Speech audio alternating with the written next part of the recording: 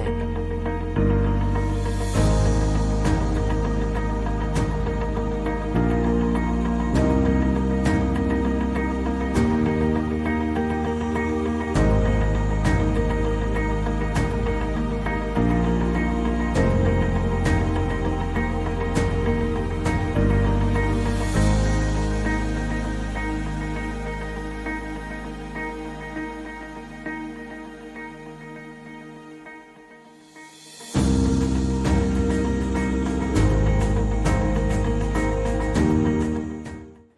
Assalamualaikum warahmatullahi wabarakatuh.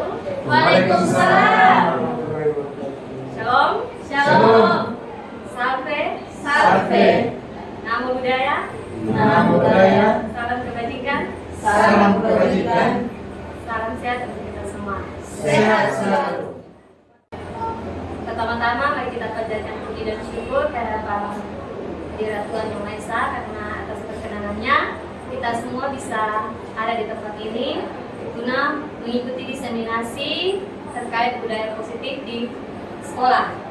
Untuk memulai kegiatan ini, kita akan awali dengan doa. Saya meminta kesediaan dari Ibu Sylvia Lipeto untuk memimpin kita dalam doa.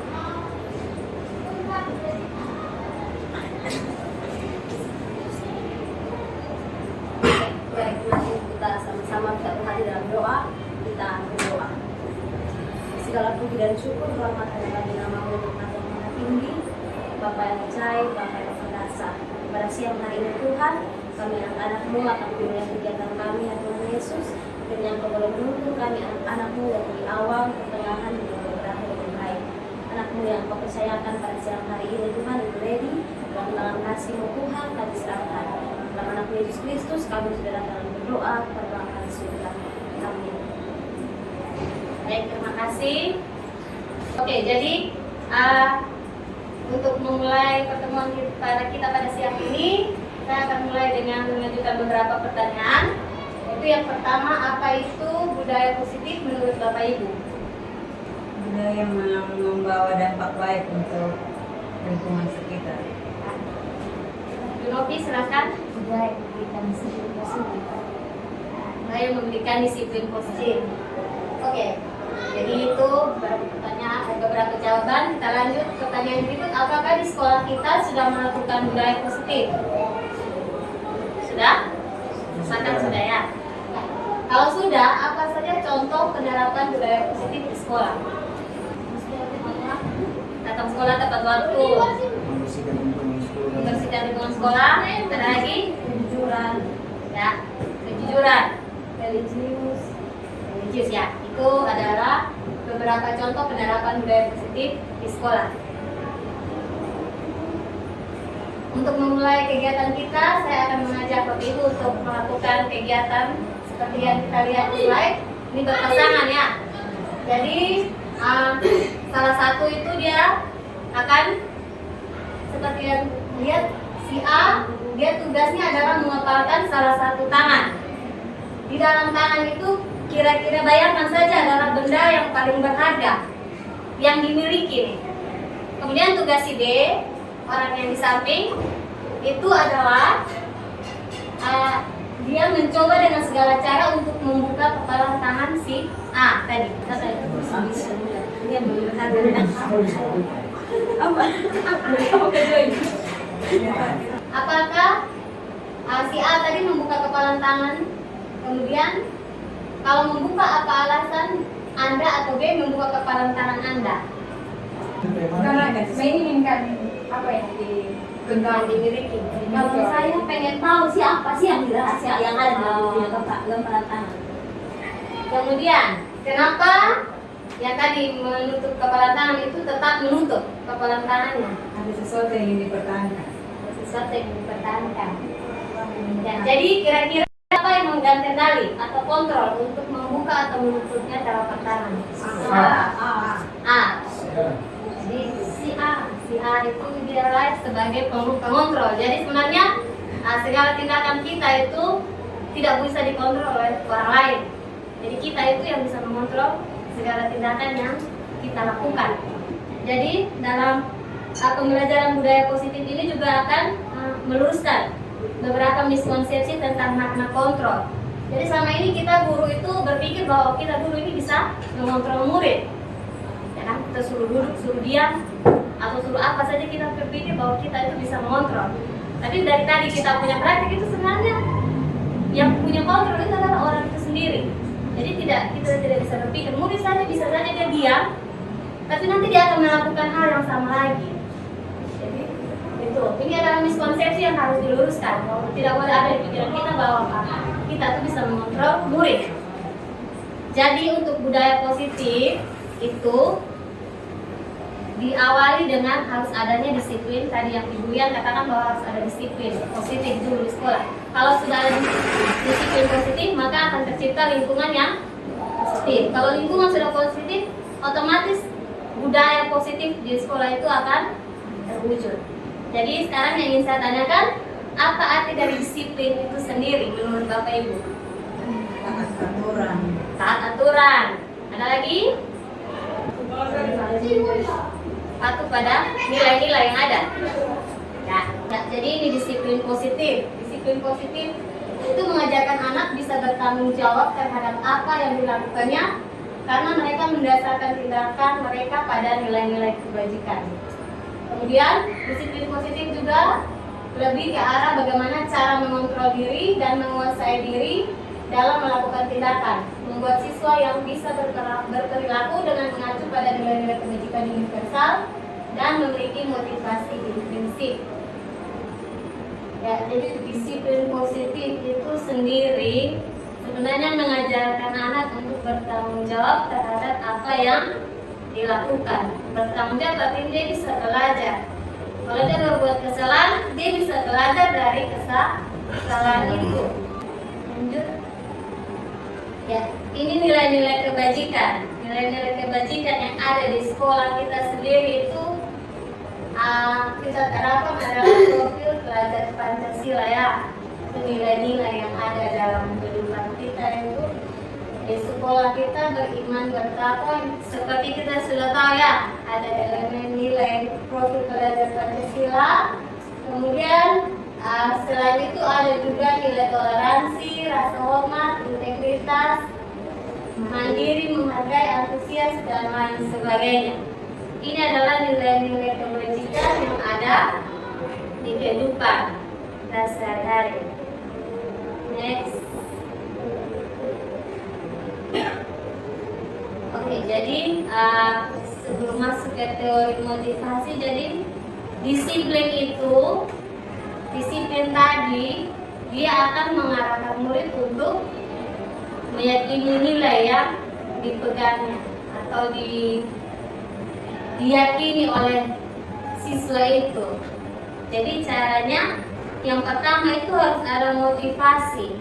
Motivasi kita kenal ada dua, motivasi eksternal dan motivasi internal. Kalau Bapak Ibu guru sendiri datang setiap hari pagi nih, kita kan diharapkan datang jam 6.45 kan, sebelum, karena jam 6.45 sudah apel. Kira-kira Ibu Joy kan datang mengajar pagi, tidak terburu-buru. Ada lagi yang lain, Bu Novi? Yang terlambat, takut terlambat. Ada yang takut tidak, yang takut ditegur atasan, ada tidak di sini? Ada. Ini semua. Jadi itu motivasi eksternal yang tadi kita sebutkan, semua adalah motivasi eksternal. Itu salah satu menghindari ketidaknyamanan atau kuman. Itu tadi yang saya contohkan adalah tegurannya, menghindari permasalahan yang mungkin muncul, kemudian melakukan tindakan untuk mendapatkan pujian. Jadi kita dalam pagi dulu supaya pimpinan puji juga, itu adalah motivasi eksternal, bukan dari dalam diri. Kalau intrinsik atau internal itu adalah dia punya motivasinya adalah untuk menjadi orang yang murid inginkan. dan menghargai diri sendiri dengan nilai-nilai yang dipercaya. Jadi kalau kita punya nilai apa kita yakini itu kita lakukan karena kita memegang nilai itu, itulah adalah motivasi internal, bukan pengaruh dari luar. Next. Sekarang kita masuk ke hukuman dan penghargaan. Jadi ini biasa kita guru lakukan di sekolah. Kalau siswa salah, biasanya kita kasih hukuman atau sanksi ya. Hukuman adalah tindakan terhadap suatu pelanggaran pada umumnya hukuman atau konsekuensi. Jadi tindakan terhadap suatu pelanggaran. Kalau kita guru, anak melanggar misalkan tata tertib atau aturan, maka biasanya kita berikan hukuman atau ada konsekuensi yang harus ditanggung oleh anak tersebut. Kemudian penghargaan ini juga biasa kita berikan ya. Selain tepuk tangan, ada lagi yang lain, ujian. Ada yang pernah kasih hadiah ke anak? Nah, hadiah. Jadi sebenarnya penghargaan itu dia punya pengaruh jangka pendek dan jangka panjang. Kemudian penghargaan juga sebenarnya tidak efektif, merusak hubungan, mengurangi ketepatan, mengurangi kualitas, mematikan kreativitas, menghukum dan merusak motivasi intrinsik. Jadi cara yang sederhana yang kita lakukan untuk membangun disiplin positif itu adalah dengan membuat keyakinan kelas. Ada dari sini yang sudah buat keyakinan kelas? Peraturan kelas ada? Kesepakatan kelas Ada. ya.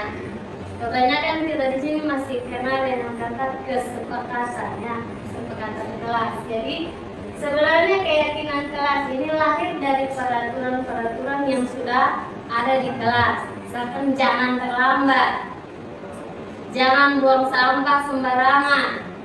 Nah sebenarnya kata jangan itu adalah, kalau keyakinan kelas itu dia lebih kepada kata-kata positif. Jadi hindari kata-kata negatif, sebenarnya tidak boleh, jangan, dilarang, itu tidak boleh tampak dalam membuat keyakinan kelas. Jadi kita bisa ganti, misalkan jangan terlambat kita pakai kalau kita jangan terlambat, nilai kebajikan apa yang kita mau tanamkan pada anak? Ya, datang tepat waktu. Nah, keyakinan kelas itu juga dibuat harus berisi kalimat positif dan harus mudah diingat, dipahami dan diterapkan di lingkungan sekolah. Jadi awalnya itu peraturan dulu. Peraturan ada, jadi keyakinan kelas akan lahir dari peraturan kelas. Jadi peraturan kelas itu yang masih berupa kalimat negatif diubah menjadi kalimat positif. Kenapa keyakinan kelas? Karena nilai itu kan harus diyakini oleh seseorang. Untuk membentuk motivasi internal, maka nilai itu bukan hanya sekedar diingat, tapi harus benar-benar diyakini baru bisa dijalankan. Itu yang akan membuat motivasi seseorang itu timbul, motivasi internal. Jadi makanya dinamakan keyakinan kelas. Manusia itu pasti punya kebutuhan dasar. Bukan kita guru, tapi murid juga. Kita juga harus memandang murid sebagai manusia seperti kita, punya kebutuhan dasar. Yang pertama adalah bertahan hidup. Orang bertahan hidup pasti dari apa? Makan minum kan? Makan minum, kemudian tempat tinggal juga bertahan hidup. Kemudian yang kedua, kasih sayang atau rasa diterima. Kebutuhan yang ketiga, kebebasan, kesenangan, dan penguasaan. Kembali kepada materi bahwa setiap perilaku mempunyai tujuan. Salah satunya adalah sebagai upaya untuk memenuhi kebutuhan dasar manusia itu sendiri. Jadi kalau siswa di kelas 1000, kira-kira ada kebutuhannya apa? Kita harus tahu siswa itu ribut, dia jalan, kita tegur tapi tidak mau diam. Kita mempelajari tentang posisi kontrol sebagai seorang guru. Di sini ada 5 posisi kontrol. Yang pertama, penghukum, pembuat merasa bersalah, teman, pemantau, dan manajer. Kira-kira kita refleksi, kira-kira kita ini masuk yang mana? Posisi kontrol yang mana? Teman, jadi teman. Ibu Novi? Penghukum. Ibu Vivi apa? Teman dan pemantau. Kemudian ada Pak Kris, teman. Ya, kalau penghukum itu dia memberi sanksi itu sesuai dia punya cara, tidak berpatokan pada aturan. Misalkan kita aturan kita sekolah kan, siswa mewajibkan pakai sepatu hitam nih. Itu kan aturan sekolah. Siswa datang pakai sepatu warna lain, gurunya tegur, gurunya memberikan sanksi, tidak masalah karena dia berpatokan pada aturan sekolah. Tapi kalau tidak ada aturan, terus dia menganggap saja salah dan dia kasih hukuman, maka itu sudah termasuk dalam penghukum. Kemudian pembuat merasa bersalah, seperti tadi di kelas. Siswa buat kesalahan, gurunya itu bagaimana membuat siswa itu merasa bersalah, yang dia lakukan ini salah. Jadi benar-benar dia akan membuat siswa itu merasa bersalah. Jadi itu membuat merasa bersalah, misalkan dengan contohnya yang tadi ya, siswa merasa kesalahan, dia katakan, kamu kenapa buat kesalahan? Kamu ini kenapa buat susah ibu terus? Ibu jadi ditegur kepala sekolah gara-gara kamu. Itu kan membuat rasa bersalah. Itu posisi membuat merasa bersalah. Kalau teman, dia lebih friendly dengan siswa. Tetapi pemantau ini dia benar-benar berpatokan pada aturan. Kamu salah, tapi dia masih berikan opsi. Misalkan datang terlambat, sepatunya warna beda. Kamu pergi pulang ganti, atau suruh orang di rumah datang bawa ganti. Dia tidak memberikan hukuman misalnya mengusir, kemudian lari keliling lapangan, mungkin tidak. Itu pemantau. Jadi dia kalau pemantau itu dia lebih pada berpegang pada aturan. Kalau aturan sudah salah, maka itu salah bagi dia. Kalau manajer berbeda. Jadi ini manajer adalah guru mempersilahkan murid mempertanggungjawabkan perilakunya, mendukung murid agar dapat menemukan solusi atas permasalahannya sendiri, serta menganalisis kebutuhan dirinya maupun kebutuhan orang lain. Jadi ini sebaiknya kita guru itu mengambil posisi sebagai posisi manajer.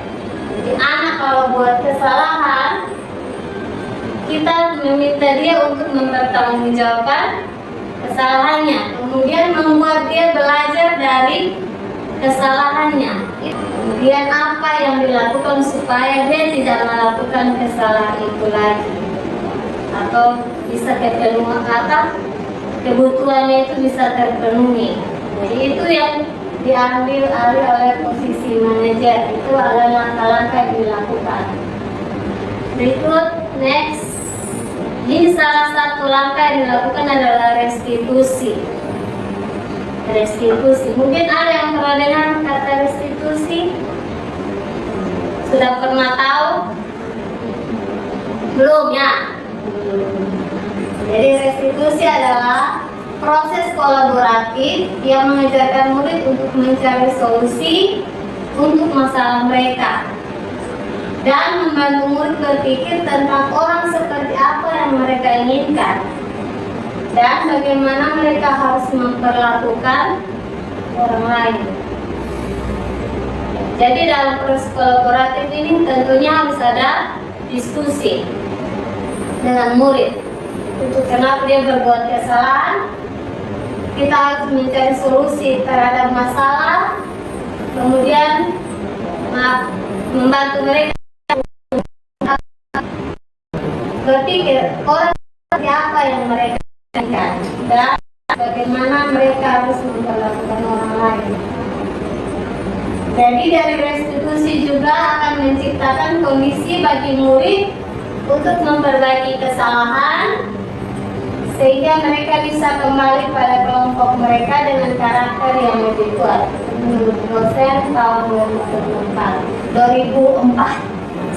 Dan next, ini tahapan pada segitiga restitusi.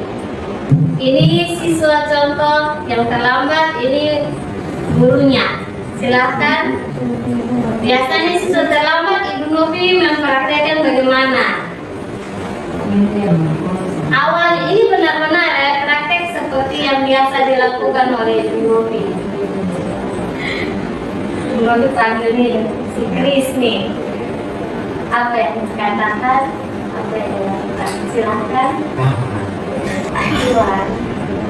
Ya, jadi Ibu panggil Juan ya waktu TK ini Ibu mau tanya, kenapa Juan sering terlambat?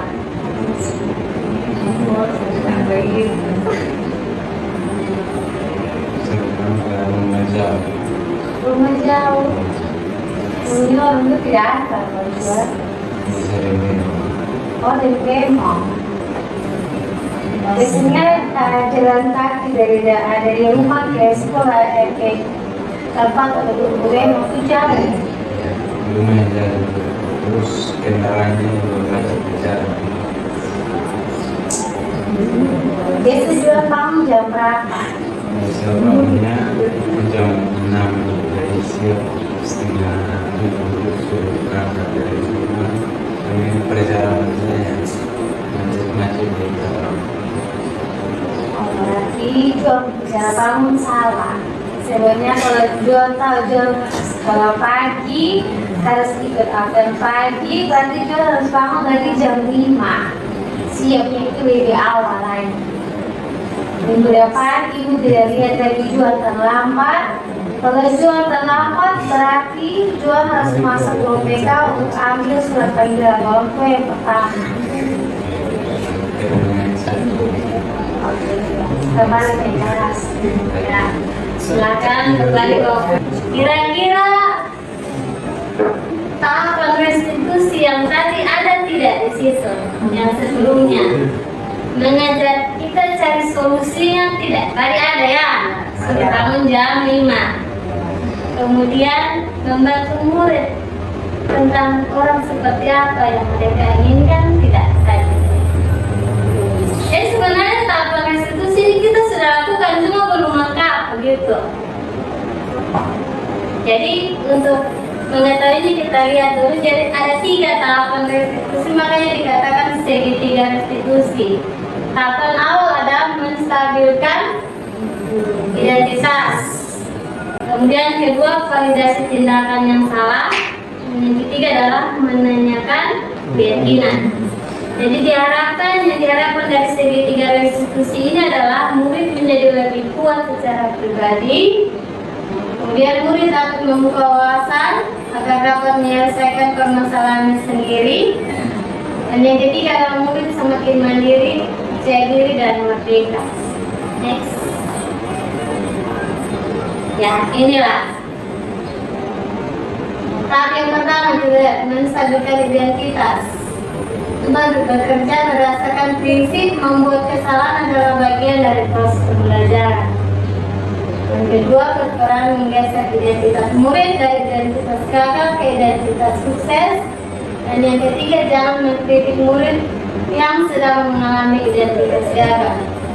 Ini contoh-contoh pertanyaan seperti ini untuk membuka untuk menyelesaikan permasalahan bersama murid itu. Yang pertama adalah kita katakan kepada murid, oh setiap orang itu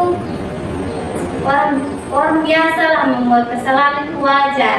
Ibu juga atau pak juga pernah buat kesalahan. Jadi itu dulu kita menstabilkan identitas murid dengan contoh-contoh pertanyaan yang ada.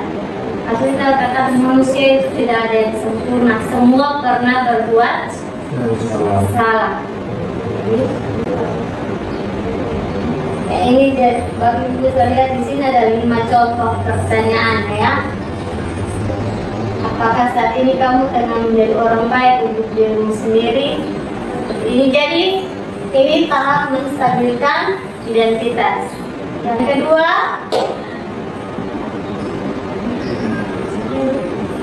validasi tindakan yang salah. Setelah stabil dan menstabilkan dia nih, yang kita lakukan adalah validasi tindakan.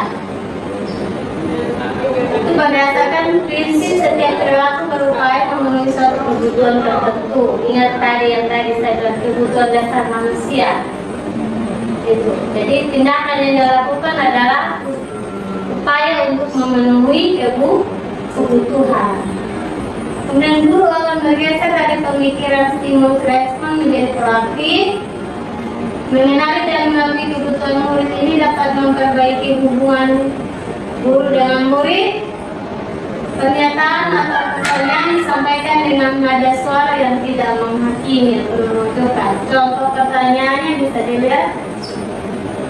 Ya, kamu bisa saja bertindak lebih jauh dari ini, atau kamu bisa saja tadi terlambat tapi tidak bolos, gitu kan? Tidak masuk lagi, tapi kamu masih masuk di kelas. Kita katakan seperti itu. Kemudian kamu melakukan sesuatu itu bukan tanpa alasan. Tadi kan dikasih alasan rumahnya jauh, bangunnya jam sekian. Itu ini adalah contoh-contoh pertanyaan untuk membuat siswa itu memvalidasi bahwa oh dia ini salah. Dan yang saya lakukan ini salah. Kalau kita marah-marahnya terus tanpa dia kasih tahu dia punya, terus nanti dia bilang ibunya marah-marah terus tanpa dia tahu dia ini salah atau tidak. Jadi sebenarnya yang dilakukan yang kedua itu harus validasi. Siswa itu harus memvalidasi bahwa dia ini salah. Lanjut yang ketiga, menanyakan keyakinan. Setelah dia tahu dia salah, yang ketiga adalah kita menanyakan keyakinan. Kira-kira yang kamu buat, kira-kira kamu terlambat ini sesuai tidak dengan keyakinan kelas. Makanya kita disuruh buat keyakinan kelas, masing-masing wali kelas. Kalau wali kelas tidak, kita masuk ke kelas sudah tanya di kelas ini sudah ada keyakinan kelas tidak. Kalau wali kelas yang siswa belum bikin, kita yang guru yang masuk saja bikin bersama siswa. Jadi itu yang menjadi keyakinan kelas tersebut. Ini menyanyikan keyakinan. Itu berupa teori kontrol menyatakan bahwa pada dasarnya kita termotivasi secara intrinsik. Setiap perilaku telah divalidasi dan identitas sukses telah stabil, maka murid telah siap menaikkan keyakinan dengan tindakan. Jadi setelah murid stabil, setelah dia memvalidasi bahwa dirinya bersalah, maka dia akan menaikkan dengan keyakinan, nilai-nilai yang diyakini oleh dia. Sebenarnya kalau nilai yang diyakini kan kita buat dalam keyakinan kelas tadi. Kita bisa bertanya sebagai keluarga apa yang kita yakini nih di kelas, atau kira-kira kamu sudah melanggar keyakinan kelas yang mana? Pasti dia akan jawab kan? Yang tadi tidak harus masuk tepat waktu. Kalau itu sudah dibuat dia punya keyakinan kelas, kalau tidak ya kita tanya dia punya keyakinan sebagai individu pribadi. Kemudian nilai-nilai apa yang telah disepakati, nilai apa yang sudah kamu langgar. Itu bisa contoh pertanyaannya seperti itu. Kamu ingin menjadi seorang orang seperti apa? Itu juga pertanyaan-pertanyaan untuk menanyakan keyakinan. Kemudian bisa juga kita katakan, kalau tadi dia terlambat, apa yang kamu lakukan supaya kamu tidak terlambat lagi. Jadi itu kita mencari solusi, ada solusi yang dihasilkan. Kemudian siswa juga bisa belajar dari kesalahan. Yaitu dari segitiga diskusi yang harus diterapkan oleh guru ketika menyelesaikan permasalahan bersama siswa. Contoh penerapan restitusi, salah satu contoh berdasarkan salah satu kasus yang sering kita jumpai di kelas atau di lingkungan sekolah. Seorang murid bernama Juan bertengkar dengan teman sekelasnya, Julio. Juan tanpa sengaja menyobek buku PR IPA milik Julio dengan alasan Julio tidak meminjamkan buku PR-nya kepada Juan.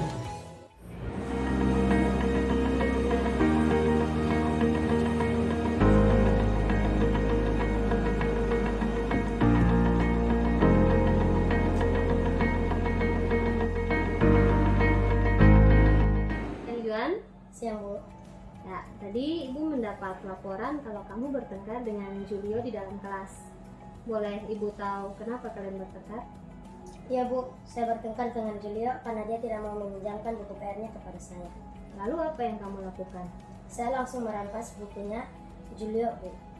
Dan tidak sengaja bukunya robek, Bu. Oh begitu ya. Memangnya apa alasan kamu mau meminjam buku PR-nya Julio? Saya mau menyalin PR IPA yang Julio kerjakan, Bu. Soalnya saya tidak sempat mengerjakan semuanya. Oke lah, jadi Ibu paham kalau kamu berusaha mengerjakan PR yang Ibu berikan dengan cara menyalin dari buku PR-nya Julio. Akan tetapi, apa menurut kamu, kamu sudah meminjam dengan cara yang benar? Iya, Bu. Saya sudah mencoba memintanya dengan baik, tapi tidak mau diberikan. Jadi saya langsung saja merampasnya, Bu. Menurut kamu apa tindakan kamu itu benar atau tidak? Tidak, Bu. Saya salah. Sebenarnya saya tidak memaksa kehendak saya seperti itu. Oke, baik. Jadi sekarang mari kita pikirkan, apakah tindakan kamu itu sudah sesuai dengan keyakinan kelas kita? Tidak, Bu. Menurut kamu keyakinan kelas mana yang sudah kamu langgar? Saling menghargai dan menghormati sesama teman. Menurut kamu sikap saling menghargai dan menghormati antar sesama teman itu penting atau tidak? Penting, Ibu. Kalau menurut kamu hal itu penting, kira-kira keyakinan apa yang perlu dilakukan saat teman kamu tidak mau meminjamkan buku PR-nya? Saya harus berusaha sendiri untuk mengerjakan PR dan tidak memaksa kehendak saya sendiri kepada teman. Apa kamu bersedia memperbaiki masalah ini? Bersedia, Bu. Baiklah. Jadi apa yang mau kamu lakukan untuk bisa memperbaiki masalah ini? Saya akan meminta maaf kepada Julio dan berjanji tidak akan mengulanginya lagi, Bu. Saya juga harus lebih mandiri dalam mengerjakan tugas-tugas dan tidak memaksa kehendak saya.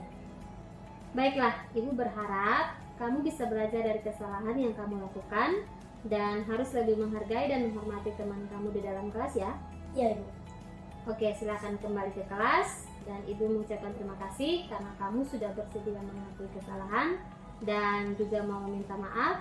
Ibu sangat berharap kamu tidak lagi melakukan perbuatan tersebut di kemudian hari. Baik, Bu. Terima kasih. Sama-sama. Saya sangat senang karena Ibu guru bisa mengajak saya untuk berdiskusi menyelesaikan permasalahan. Saya juga belajar dari kesalahan karena saya sudah merampas dan merobek buku PR teman saya. Saya juga bisa belajar agar saya bisa lebih mandiri untuk mengerjakan tugas dan menghargai serta menghormati teman saya di kelas.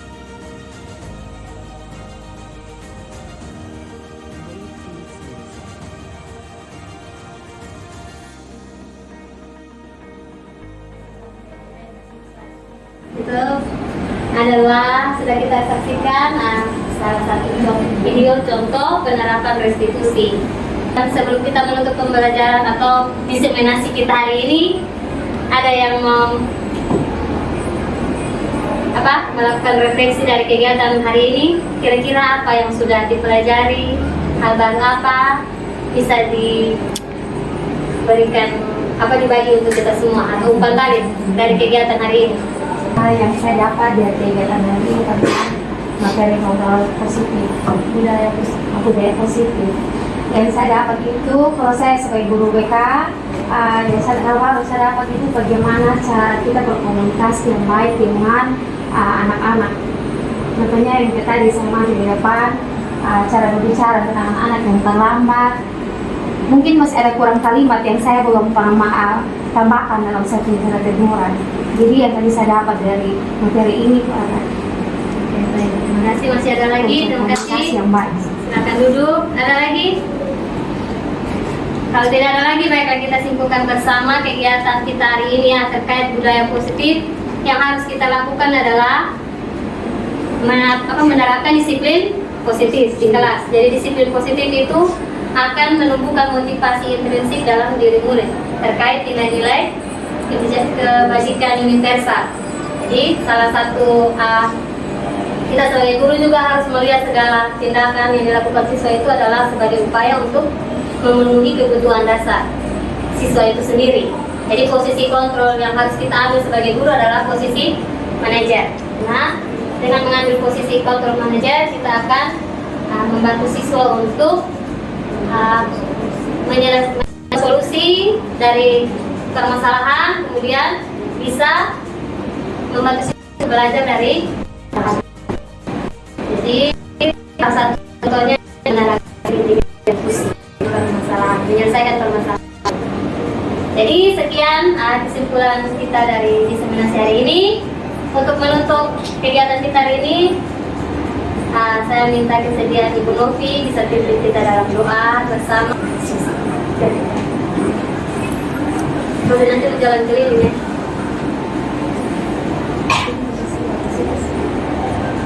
Ibu masih kita pulang dan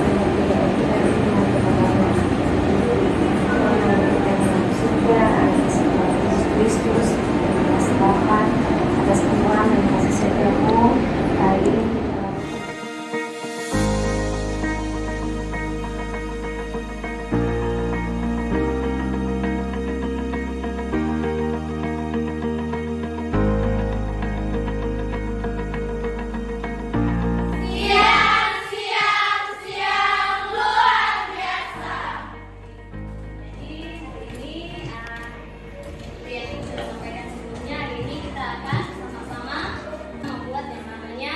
Keyakinan kelas. Kira-kira ada yang tahu perbedaan kata keyakinan dan kesepakatan? Ada yang bisa menjelaskan? Itu adalah sebuah keyakinan dari keputusan bersama. Keputusan bersama. Kalau keyakinan?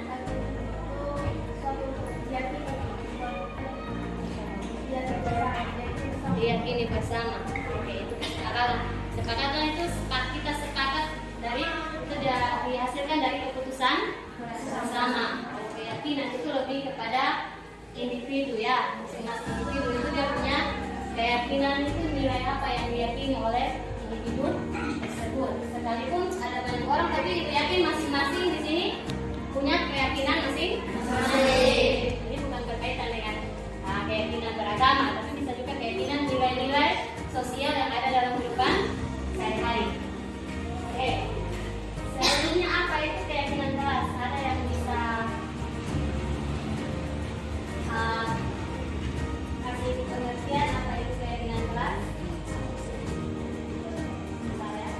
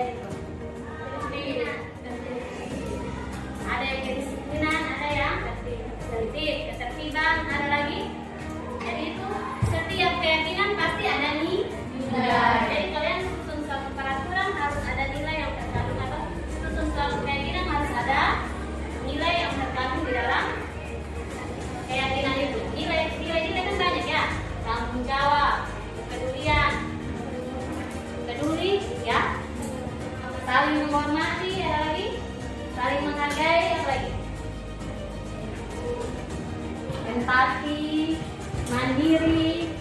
Kan di proses belajar Pancasila kan tersebut ada berapa elemen? Apa saja yang pertama? Kemudian kita kepada Tuhan yang Maha Esa. Dan yang kedua, dan ketiga, yang keempat, lima, kreatif, enam, kritis. Nah, masih banyak nilai yang lain. Jadi silakan kalian mau tulis salah satu dan coba pikir, oh ini nilainya, nilai kebajikannya apa? Jadi sekarang kalau tugas kalian bagikan kertas ikut ini masing-masing tuliskan satu keyakinan. Oke.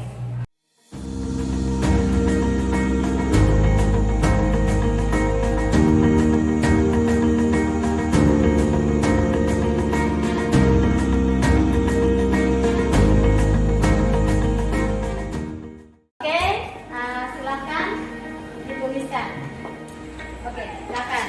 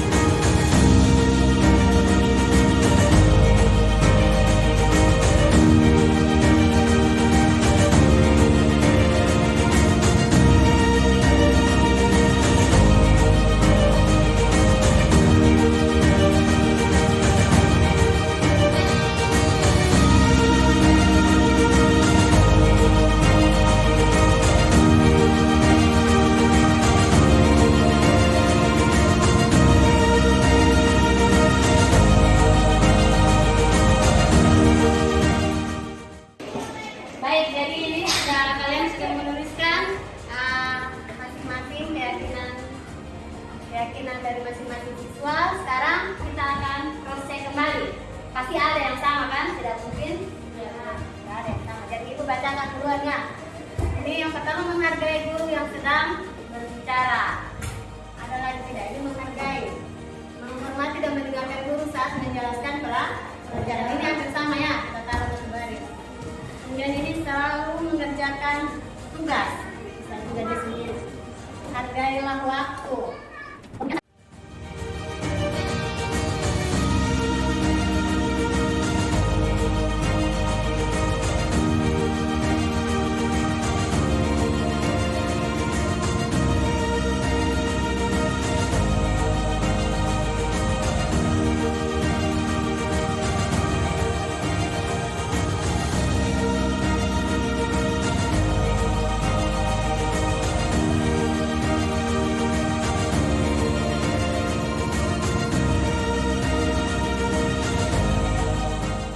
Jadi kita ada dapat berapa nih? 1, 2, 3, 4, 5, 6, 7, 8. Jadi kira-kira di sini kita susun kata yang tepat. Dari sini adalah hargai waktu, datang tepat waktu ke sekolah, datang tepat waktu kedua. Ya ini sebetulnya ada 2 nih bisa. Ini 1 boleh kita pisahkan nanti ya. Kedua sebelum berarti ada 9. Jadi bagaimana kita susun 1 dulu? Kalau berdua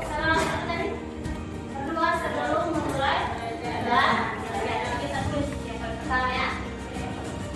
Doa, dan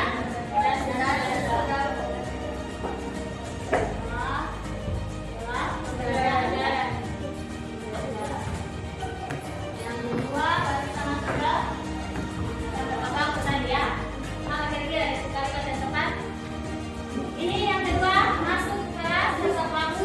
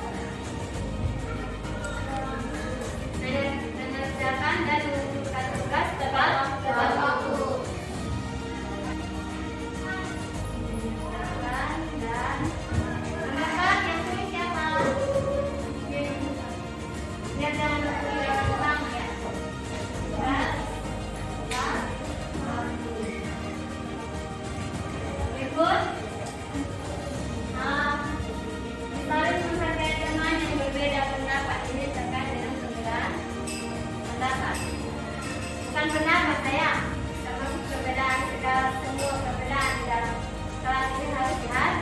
Jadi ini paling terkait perbedaan di kelas. Sebagai perbedaan.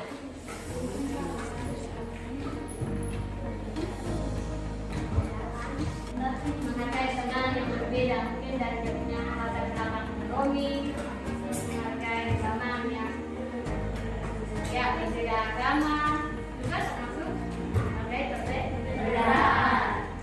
Yang ketujuh, tidak mengeluarkan pendapat kotor.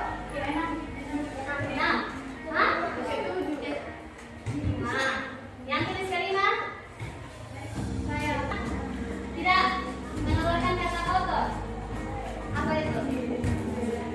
Santun. Bukan santun dalam berbicara dan bertutur dan berkata berbeda.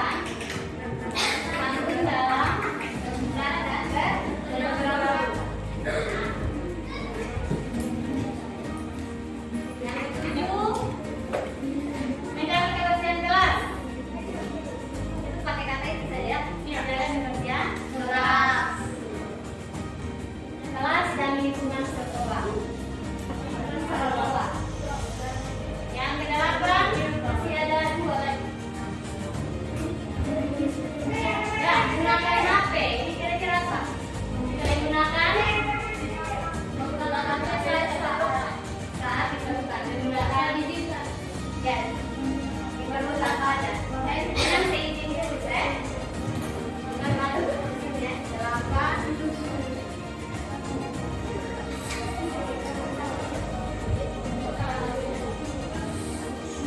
Menggunakan handphone.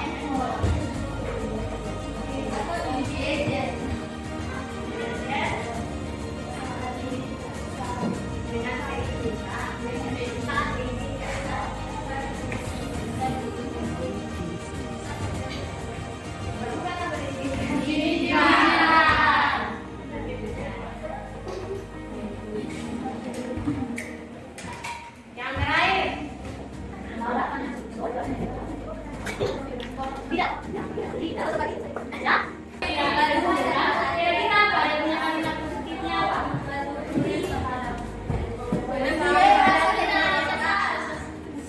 Peduli terhadap teman yang mengalami musibah.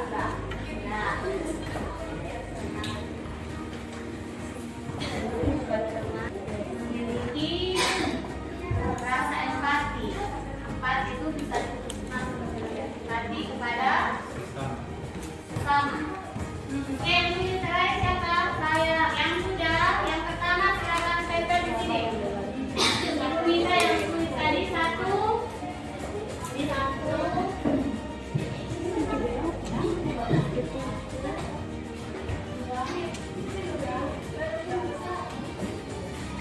Dan cepat tadi ya.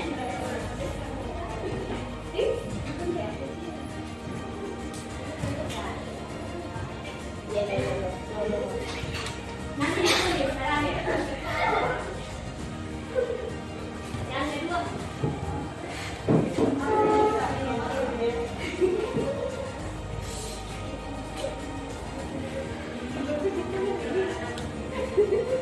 Yang ketiga. 4,679 silakan.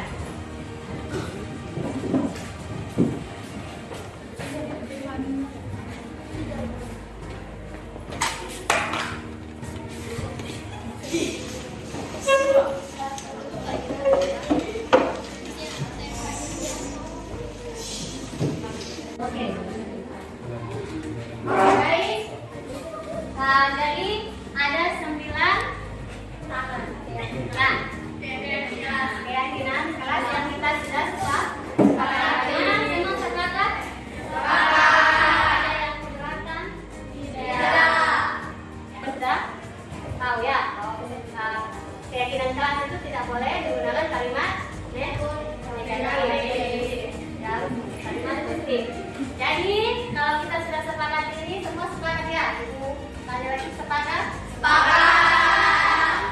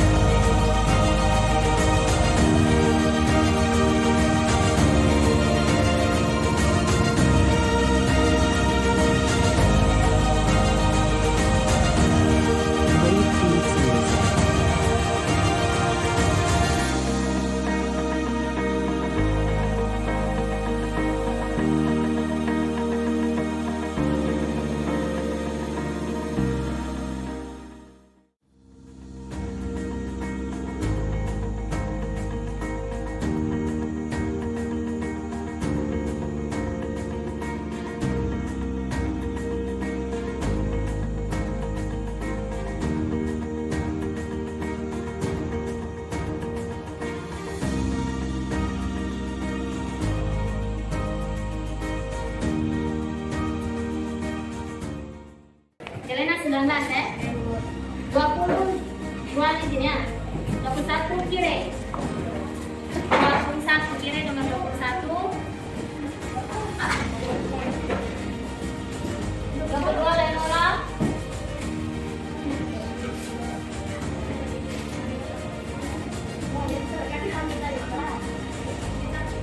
Nomor 3 Mario.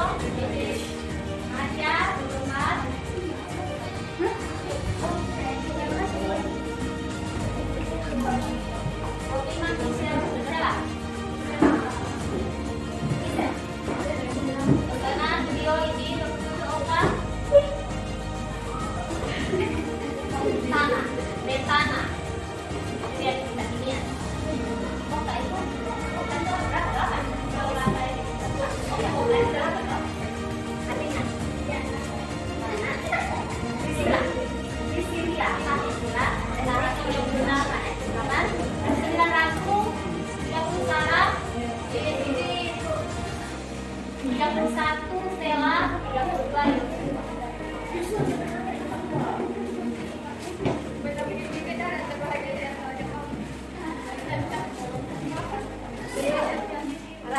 Jelena 19 ya.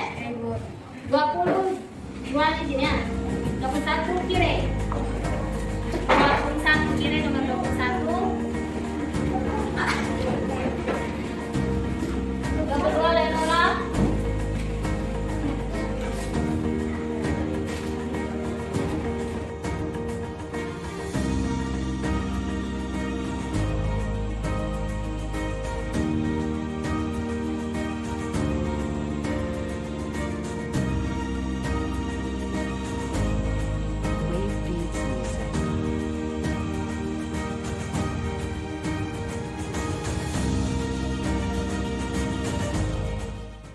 Jadi baik,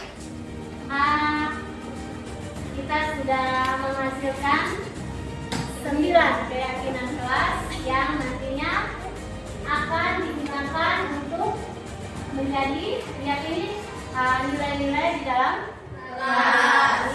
Ibu harap ini bukan menjadi suatu peraturan atau kesepakatan saja, tetapi menjadi sebuah keyakinan. Ya, jadi sekian, Adik mengucapkan terima kasih atas partisipasi anak-anak semua untuk membentuk keyakinan kelas. Ibu harap bisa dibuat sekali lagi. Ini bukan menjadi suatu keyakinan kelas yang dipajang, tetapi dia yang berdiri. Dan Ibu harap juga itu bisa membentuk kalian punya motivasi dalam diri. Jadi melakukan sesuatu itu bukan karena paksaan, karena aturan, tetapi karena keyakinan. Oke, jadi sebelum mengakhiri, Ibu meminta dua orang bisa memberikan umpan balik dari kegiatan kita sore hari ini. Dari awal sampai selesai menentukan kegiatan kelas, Ibu minta dua orang memberikan umpan balik. Ya, baik, silakan. Yang pertama. Baik, menurut saya keyakinan kelas adalah sesuatu yang bukan hanya dipajang, melainkan untuk diyakini bersama agar menjadi nilai-nilai kebaikan untuk diturunkan di kelas. Terima kasih.